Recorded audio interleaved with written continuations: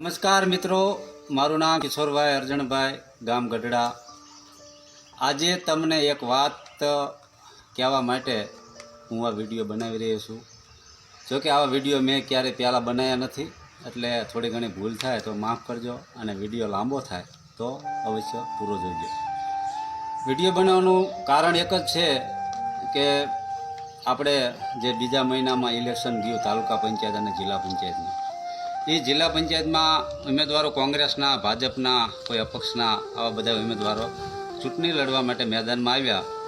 અને મેદાનમાં આવ્યા ઘણા બધા લોકોએ ખર્ચો કર્યો, દારૂ વેચ્યો, ગાંઠિયા વેચ્યા, ભજીયા વેચ્યા, અને એ દરમિયાન એવડા લોકોને ઘણો બધો ખર્ચો થયો.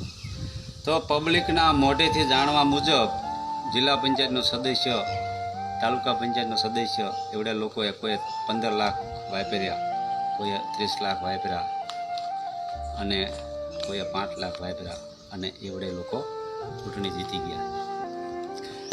બરાબર છે, એવડે લોકોએ પૈસા વાપર્યા, એમના ઘરના પૈસા હતા અને રોકાણ કર્યું. જો હું તો આને રોકાણ જ કહીશ, વાપર્યા એવું કાંઈ કહીશ નહીં. કેમ કે મારા મગજમાં લગભગ છેલ્લા 2-3 મહિનાથી આ પ્રશ્ન મને મગજને હેરાન કરતો કે આ પૈસા આવડા લોકો બિઝનેસમાં, રોકાણમાં, કે કોઈ દુકાન લે, કોઈ ખેતર લે, કોઈ ટ્રેક્ટર લે, એમાં રોકતા નથી, અને આમાં જ હું કામ 30 લાખ રૂપિયા રોકે? તો એક સીધો પ્રશ્ન હતો. તો એ પ્રશ્ન ગોતવા માટે મારી એવી નાની એવી તલાશ હતી, અને એ તલાશ દરમિયાન મને જાણવા મળ્યું કે 2005માં એક કાયદો બન્યો, મહાત્મા ગાંધી મનરેગા યોજના. એમાં દરેક વ્યક્તિને 100 દિવસની, 1 વર્ષની અંદર 100 દિવસની રોજગારી આપવામાં આવે. આ રોજગારી દરેક વ્યક્તિના ફરજિયાત હોય. તો આવડા લોકોએ શું કર્યું, ચૂંટણી જીતી ગયા પછી એમનું જે 30 લાખનું રોકાણ હતું એ કેવી રીતે બહાર કાઢવું, આના વિચારોમાં હતા એવડા લોકો. અને સ્વાભાવિક છે, કોઈ રોક્યા હોય તો એને કાઢવા માટે મહેનત કરવી પડે. તો એ મહેનત દરમિયાન ગામડે ગામડે જઈ જે જોબ કાર્ડ ધારકો હોય, આપણે લોકો હોય, તે આપણા ઘરે આવે, આપણને સમજાવે કે ભાઈ તમે તમારું જોબ કાર્ડ આપો, હું તમને 10 દિવસે એક જોબ કાર્ડમાં 1000 રૂપિયા આપીશ. જોકે 1000 તો હું વધારે કહું છું, નિયમ તો 500નો જ છે, પણ 1000 રૂપિયા આપણે 1000 રૂપિયા પકડીએ. તો એક વ્યક્તિની એવરેજ આમ ગણો કે એક વ્યક્તિનું રોજ જો હોય 200 રૂપિયા, એના પત્ની હોય એનું રોજ હોય 200 રૂપિયા, તો એક દિવસના 400 રૂપિયા થયા. જે 400 રૂપિયા થયા એ 10 દિવસ એક જોબ કાર્ડવાળો કામે જાય, અને એક વ્યક્તિના એકાઉન્ટમાં, પતિ પત્નીના એકાઉન્ટમાં 4000 રૂપિયા જમા થાય. અને આ વ્યક્તિ જે આપણે મત આપી બનાવેલો વ્યક્તિ, એ એક ગામમાંથી અંદાજે 100 જોબ કાર્ડ ભેગા કરે, અને એ 100 જોબ કાર્ડ ભેગા કરી 10 દિવસ કામ ચલાવે, એટલે આપણા એકાઉન્ટમાં 4 લાખ રૂપિયાની આવક થાય. 4 લાખ રૂપિયાની આવક થાય. આપણને સમજાવવામાં આવ્યા હતા, તમને ઘરે બેઠા 1000 રૂપિયામાં આપવામાં આવશે, એટલે આપણે રાજી થઈ 1000 રૂપિયા કાપી 3000 રૂપિયા એને પરત કરશું, તો એને 3 લાખ રૂપિયા મળ્યા. તો તમને તો કોઈ જગ્યાએ કામે બતાવવામાં આવ્યા હતા, ખેત તલાવડી બનાવી, રોડ બનાવ્યો, રસ્તો બનાવ્યો, કોઈ પણ જગ્યાએ તમને બતાવવામાં આવ્યા. તો જે જગ્યાએ તમને બતાવવામાં આવે એ જગ્યાએ કામ તો કરવું પડે. ત્યાં તમે કામે ગયા નથી, તો સીધો પ્રશ્ન થાય, એ કામ કોણ કરશે? એ કામ કરશે જેસીબી અથવા લોડર. જે જેસીબી લોડર કામ કરશે, એ તમારું કામ, જે તમે 100 જણાના 200 વ્યક્તિ થયા, એ 10 દી કામે જાઓ, એ જેસીબી લગભગ 50 કલાકમાં કરી નાખે. 50 કલાકમાં કામ કરે, 1 કલાકના 1000 રૂપિયા હોય, તો 50,000 રૂપિયા એ ગયા. તો જે આપણે મત આપી બનાવેલા નેતા લોકો, એવડા લોકોને દર 10 દિવસે 100 જોબ કાર્ડ ઉપર 2.5 લાખ રૂપિયાની આવક થાય. જો સારો સ્માર્ટ વ્યક્તિ હોય, હોશિયાર વ્યક્તિ હોય, તો એક ગામમાંથી 200 જોબ કાર્ડ કલેક્ટ કરી લે, તો 10 દિવસની 5 લાખની આવક થાય.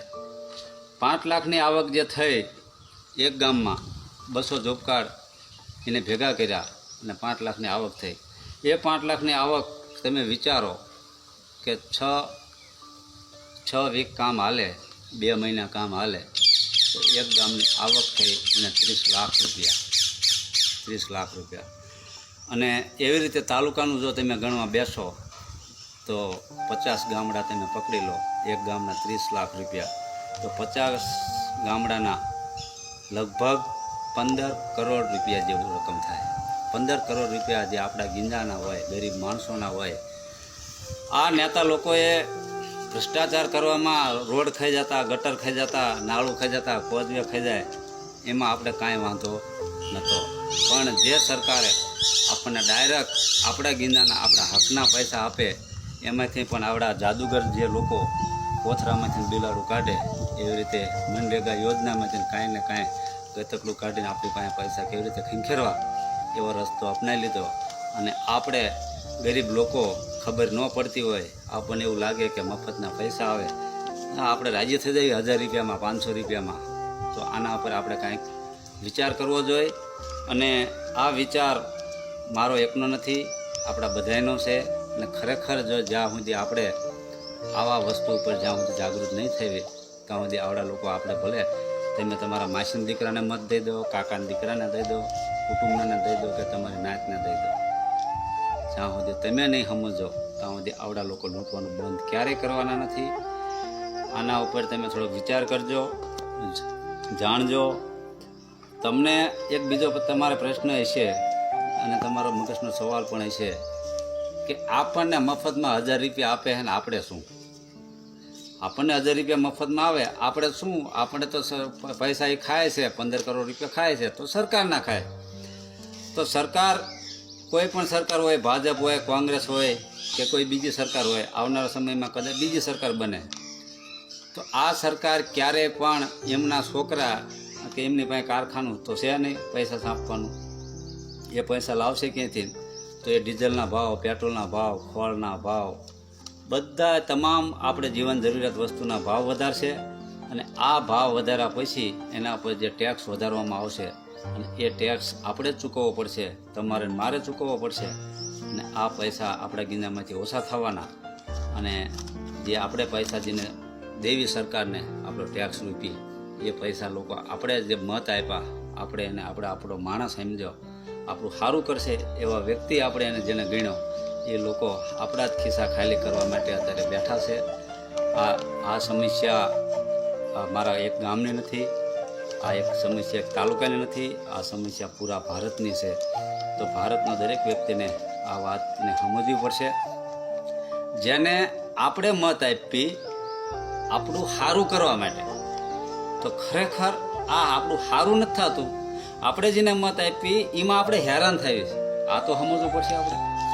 તો આ વાત જો સારી લાગે તો 2-5 વ્યક્તિને જણાવજો અને 2-5 વ્યક્તિને કહેજો. હું તમને એવું ક્યારેય નથી કહેતો કે મારી વાત 100% સાચી છે. કદાચ ખોટી હોઈ શકે, મારામાં એટલું બધું નોલેજ ન હોય તો પૂરી માહિતી ન હોઈ શકે, પણ મારી વાત એવી તો જરાય ખોટી નથી કે 100% ખોટી નથી, અમુક ટકા સાચી છે. બાકીની થોડીક તમારે સાચી પૂરી કરવા માટે ક્યાંક જાણજો, કોઈક સાઇટ ખોલજો, નરેગાની, મનરેગાની, તમારા ગામના ચોકડ ખોલજો. આપણે જોઈએ હાગદરામાં, ભેટમાં, દાદોરિયામાં, વીરપરમાં, સરામાં, વેલારામાં, વડોદરા, ચોકડા, ગઢડા, ખંભાળિયા, કરસનગઢ, તમે રામપરની સાઇટ ખોલો તો રામપર પંચાયતમાં એક પણ જોબ કાર્ડ બોલતું નથી. બધા જોબ કાર્ડ હાગદરાના પંચાયતમાં બોલે. આ તો ખરેખર આ લોકો ને જાદુગર કહેવાય. જાદુગર જે પાંજરામાં કંઈ ન હોય અને આમ કરી અને સીધું પોપટ અને કબૂતર કાઢે, એવી રીતે આપણા ગીંજામાંથી પૈસા કાઢવાનું એક આ જાદુગરનો સ્કીમ્યો છે. તો અવશ્ય વિચારજો, જાણજો અને બીજાને વાત કરજો.